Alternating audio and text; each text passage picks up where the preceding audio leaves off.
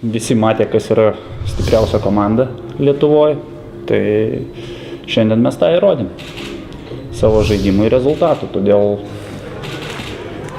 manau, rezultatas pats pasako viską už save, ne, ir pelnytai laimėjom.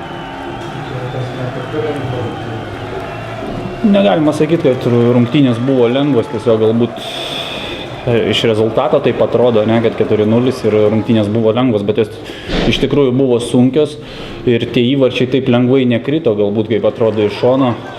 Vis dėlto gerai žaidėm, išpildėm tą, ką treneris liepė ir tai atvedė į sėkmę. Tai pagrindinis dalykas, jeigu kiekvienas žaidėjas išpildo tai, ką pasako treneris, ką liepia treneris prieš varžybas, tai natūralu, kad tai atneš rezultatą. Tai va, tai labai džiaugiuosi, kad kiekvienas žaidėjas, kuris buvo aikštėje, padarė tai, ką turėjo padaryti. Ir iš to susidėjo sėkmė. Ir šiandien mes laimėjome.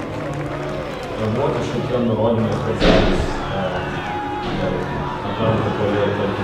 Mes žiūrėjom peržiūras, analizavom varžovų komandą, ką darom prieš kiekvieną varžovą. Kiekvieną varžovą mes gerbėm, taip pat gerbėm ir Atlanto komandą, žinojom, kad tai yra tiesioginis mūsų konkurentas ir specialiai ruošiam savo žaidimą, analizuodami varžovus ir ruošiam savo žaidimą. Todėl jeigu mes žaidžiam savo žaidimą, tai mums derintis prie varžovo tikrai neverta ir nereikia. Todėl mes išpildėm tai, ką mes pirmiausia norėjom ir sakau, tai atvedė į sėkmę. Tai buvo pagrindinė tokia užduotis. Pirmą kartą šį sezoną vartus sausus išsaugojo.